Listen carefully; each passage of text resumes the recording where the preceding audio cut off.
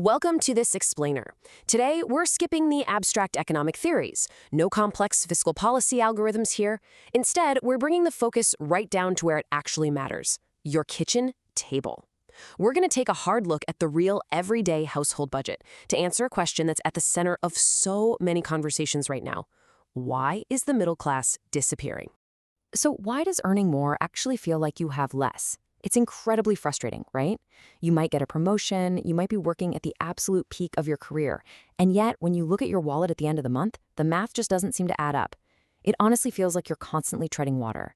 If you feel this way, believe me, you are not alone. And today, we're going to unpack exactly why that's happening to your finances.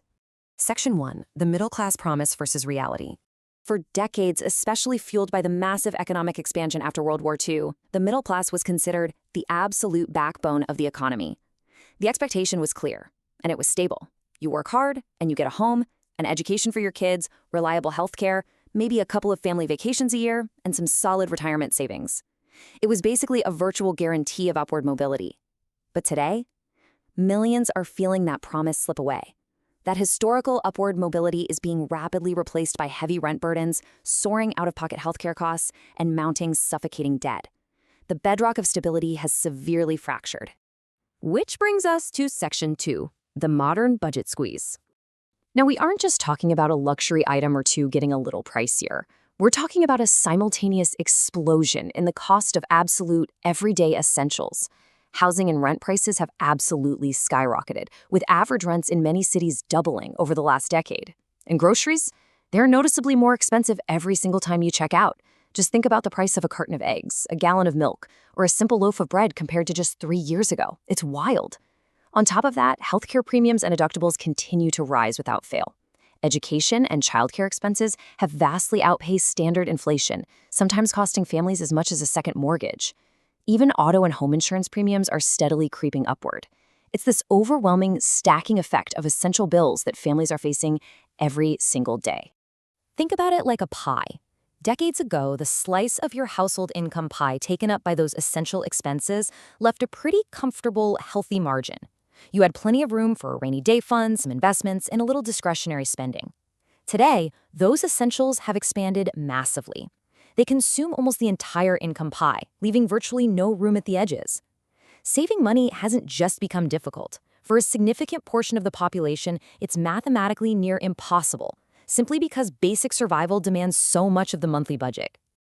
All right, moving to Section 3, the paycheck paradox. Here is the absolute heart of the paradox.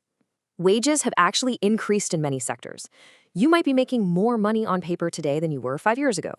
Let's say your wages grew by a respectable 4%. Hey, that sounds like progress.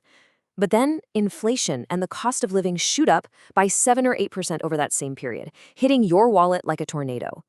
This is the drastic erosion of purchasing power. When the price of basic goods rises much faster than your income, you're going to feel significantly poorer, even if your paycheck is technically the largest it's ever been.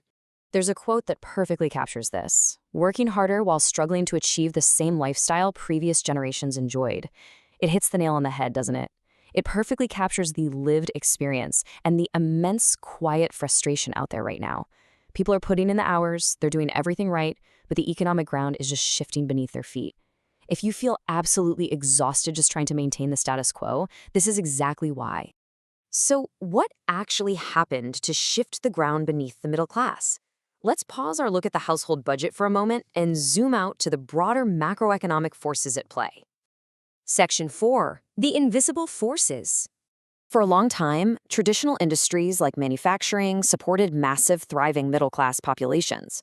You could graduate high school, get a factory job, and comfortably support a family. But then came automation.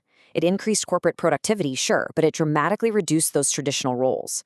At the same time, global trade connected markets but brought fierce, relentless international competition. Today's modern economy is entirely different. It heavily rewards specialized skills, high-level tech expertise, and advanced higher education. If you don't have access to those specific opportunities and credentials, you're facing significantly greater economic headwinds than a worker with a high school diploma did 40 years ago. Another invisible force fundamentally reshaping society is the wealth gap. Wealth growth has become incredibly concentrated among top earners and people who own assets. What does this mean in practical terms? Well, it means if you already own real estate, stock portfolios, or private businesses, your net worth accelerates massively when the market goes up. Your house gains $50,000 in equity literally just by sitting there. But if you're a family without those substantial investments, maybe because every penny of your income goes to those essential expenses we talked about earlier, you rely solely on your stagnant wage. You find it incredibly difficult to build wealth or even assemble a basic safety net. This dynamic acts like a high-speed escalator for those who own assets, while leaving wage earners stuck on the ground floor, severely widening the economic gap between the two. So, seeing all these massive pressures, from the kitchen table to the global economy, we have to pivot and ask, can the middle class recover? Is this profound household squeeze a permanent thing, or can it be fixed? Section 5. Rebuilding the American Dream. To relieve this immense pressure on families, economists point to a few absolutely crucial forward-looking strategies. First up, we absolutely have to tackle the biggest slice of the budget pie, housing. Expanding affordable housing options is paramount just to give families room to breathe financially. Second, we've got to close the modern skills gap. We know the current economy demands highly specialized skills, so we need to aggressively improve access to quality education and practical workforce training for everyone, not just a privileged few. And finally, supporting robust economic growth and encouraging technological innovation that actually creates well-paying, durable jobs. Rebuilding the middle class isn't going to happen by accident. It requires a coordinated, deliberate effort from governments, businesses, and society as a whole to restore economic stability. To bring this all together, the middle class isn't just disappearing overnight, but it is facing unprecedented historical pressures. We've got rising, relentless costs stretching the daily household budget to its absolute breaking point. We're living through massive economic transformations and rapid technological disruption that are fundamentally changing how, where, and why we work. And we're dealing with shifting economic opportunities that heavily favor asset owners and specialized, highly educated labor over traditional jobs. Which leaves us with this final, really provocative thought. Will future generations have the same opportunities that previous generations once enjoyed? The strength of the middle class has always been the ultimate measure of our economic health. How we answer this question won't just determine the fate of our individual household budgets, it's going to shape the very future of our society itself. Thanks for exploring this with me today, and I'll leave you to ponder what comes next for the modern economy.